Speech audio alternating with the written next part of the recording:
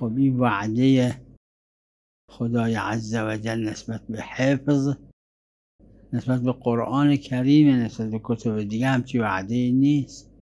امتحانه، فقط اراده خدای عز و جل نسبت به خصوص قرآن تعلق پیدا کرده به اینکه این دست توش برده نشه.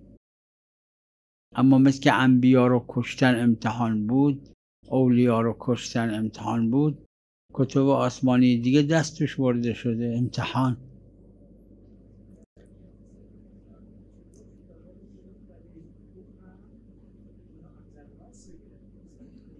میدونم، اما خب نشده دیگه، نشده، نسبت به این تضمین شده، منافات نداره. مگر انبیا اولیاء خدا نیستن؟ خدا تضمین نکرده بلا سرشون نیاد.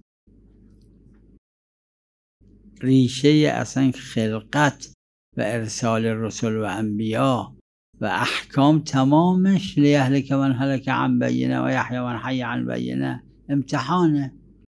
وقت این امتحان در کتب آسمانی را خدای عز و جل نسبت به قرآن کریم بالخصوص قرار نداده که دست توش برده بشه.